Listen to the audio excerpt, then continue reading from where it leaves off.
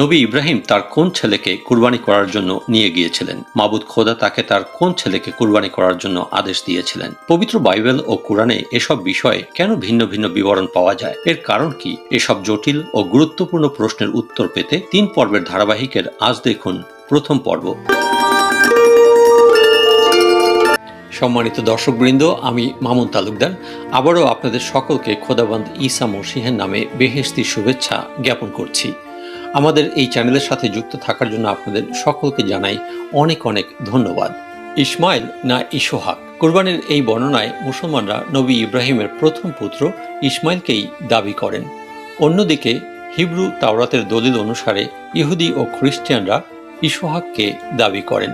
আসুন আজকের আলোচনায় আমরা কিতাবের আলোকে জানার চেষ্টা করি প্রকৃতপক্ষে মাবুদ নবী ইব্রাহিমকে তার কোন পুত্রকে কুরবানি করার জন্য আদেশ দিয়েছিলেন।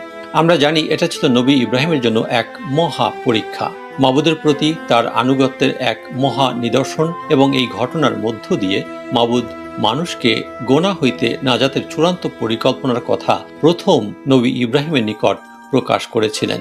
পবিত্র তাওরাতের পয়দাশ সিপারার 22 রুকুর 1 থেকে 19 আয়াতে বর্ণিত আছে যে মাবুদ নবী ইব্রাহিমকে এক পরীক্ষায় ফেললেন। মাবুদ নবী ইব্রাহিমকে ডেকে তার ছেলেকে, তার অদ্বিতীয় ছেলে ইসহাককে মরিয়া পর্বতে নিয়ে গিয়ে মাবুদের উদ্দেশ্যে কুরবানি দিতে আদেশ দিলেন।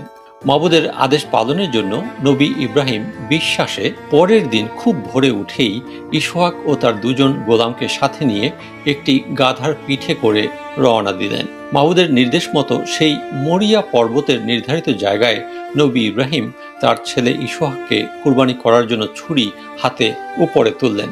এমন সময় মাবুদের এক ফেরেশতা বেহেশত থেকে তাকে ডাকলেন, ইব্রাহিম, ইব্রাহিম, তুমি তো মাবুদের আদেশ সত্যিই পালন করছো।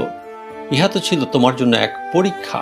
ফেরেশতা আরো বললেন, ছেলেটির উপর তোমার হাত তুলো না বা তার প্রতি আর কিছুই করো না, কারণ তুমি খোদা ভক্ত এবং খোদার উদ্দেশ্যে তোমার অদ্বিতীয় ছেলেকেও কুরবানি দিতে তুমি পিছপা হওনি। নবী ইব্রাহিম তখন চারদিকে তাকালেন এবং দেখলেন তার পেছনে একটি ভেড়া রয়েছে এবং তার শিং ঝোপের মধ্যে আটকে আছে। তখন নবী ইব্রাহিম গিয়ে সেই ভেড়াটা নিলেন এবং তার ছেলে ইসহাকের বদলে সেই ভেড়াটিকেই মাবুদের উদ্দেশ্যে কুরবানি করলেন। তারপর সেখানে থেকে নবী ইব্রাহিম তার ছেলে ইসহাক আবার বেরশেবা শহরে ফিরে গেলেন। এখানেই নবী ইব্রাহিম তার পরিবারকে নিয়ে বাস করতেন। এই বেরশেবা শহরটি ছিল কনান দেশের দক্ষিণ দিকে এবং জেরুজালেমের নিকটবর্তী একটি জায়গা, যা বর্তমানে ইসরায়েল ও ফিলিস্তিন ভূখণ্ডের অন্তর্ভুক্ত। এই ঘটনার আগেই নবী ইব্রাহিম তার দুগ্ধ শিশুপুত্র ইসমাইলকে তার মা হাজেরা সহ জেরুজালেমের নিকটবর্তী বেরশেবা মরুভূমির প্রান্তরে রেখে এসেছিলেন। তাওরাত শরীফ ঐতিহাসিক দলিল ও আর্কিওলজিক্যাল দলিল প্রমাণ দেয় যে নবী ইব্রাহিম তাদেরকে জেরুজালেমের নিকটবর্তী মরুভূমির কোনো এক নির্জন স্থানে রেখে এসেছিলেন।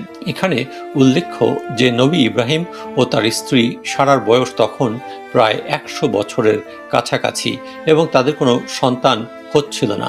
সারার অনুরোধেই এর আগে নবী ইব্রাহিম সারার দাসী হাজেরাকে বিয়ে করলে সেই ঘরেই ইসমাইল আলাইহিস সালামের জন্ম হয়। তাওরাত ও কুরআন শরীফ সাক্ষ্য দেয় যে বৃদ্ধ বয়সে মাবুদের প্রতিশ্রুত সন্তান ইসহাক সারার গর্ভে জন্মগ্রহণ করেন। ইসহাক আলাইহিস সালামই ছিলেন নবী ইব্রাহিম ও সারার কাছে প্রতিজ্ঞা করা মাবুদের সেই প্রতিশ্রুত সৎকর্মপরায়ণ পুত্র। কুরআন শরীফ ইসহাক আলাইহিস সালামকেই নবী ইব্রাহিমের কাছে মাবুদের প্রতিজ্ঞা করা সৎকর্মপরায়ণ পুত্র হিসাবে সাক্ষ্য দিয়েছে। সূরা আস-সাফফাতের 37 নম্বর সূরার 100 থেকে 113 আয়াত মনোযোগ দিয়ে পাঠ করলে আমরা স্পষ্টভাবেই এই ঘটনার সত্যতা দেখতে পাই। দেখুন 100 নম্বর আয়াতে, সূরা আস-সাফফাতের 37 নম্বর সূরার 100 নম্বর আয়াতে বলছে যে নবী ইব্রাহিম তার স্ত্রী সারার গর্ভের মধ্যে দিয়ে তাদেরকে একটি সৎকর্মপরায়ণ পুত্র সন্তান দেওয়ার জন্য মাবুদের দরবারে ফরিয়াদ করলেন। 101 আয়াত বলছে যে মাবুদ নবী ইব্রাহিমের সেই মোনাজাত কবুল করে তাকে একটি সৎকর্মপরায়ণ পুত্র সন্তান দিলেন। এখানে উল্লেখ্য যে এই 101 আয়াত আরবি ব্যাকরণে ঘটমান বর্তমান কালকেই নির্দেশ করে। পরের আয়াত অর্থাৎ 102 আয়াত বলছে যে সেই প্রতিজ্ঞাত পুত্র যা মাবুদ নবী ইব্রাহিমের স্ত্রী সারার গর্ভের মাধ্যমে দিয়েছিলেন, সেই ইসহাক আলাইহিস সালাম যখন তার পিতার সাথে কাজ করার মতো বয়সে উপনীত হয়েছিল, অর্থাৎ পরিণত বয়সী একজন বালক হয়েছিল, সেই সময় মাবুদ নবী ইব্রাহিমকে তার পুত্র ইসহাক আলাইহিস সালামকে তার উদ্দেশ্যে কুরবানি করতে হুকুম দিয়েছিলেন। এখানে মনে রাখতে হবে যে এই সময় নবী ইব্রাহিমের প্রথম পুত্র ইসমাইল আলাইহিস সালাম তার সাথে ছিল না, কারণ এই ঘটনার অনেক বছর আগেই নবী ইব্রাহিম তার স্ত্রী সারার অনুরোধে দাসী হাজেরা ও তার গর্ভের সন্তান ইসমাইল আলাইহিস সালামকে তাদের বাসস্থান থেকে বের করে দিয়েছিলেন এবং তাদেরকে বেরশেবা মরুভূমির প্রান্তরে রেখে এসেছিলেন। সূরা আস-সাফফাতের 112 নম্বর আয়াতে মাবুদ বলছেন যে আমি তাকে মানে নবী ইব্রাহিমকে সুসংবাদ দিয়েছিলাম ইসহাকের, সে সৎকর্মীদের মধ্য থেকে একজন নবী ছিল। এই আয়াতের আরবি ও অনুবাদের ব্যাখ্যা করলে দেখা যায় যে অতীত কালকে বর্তমান কালে বোঝানো হয়েছে।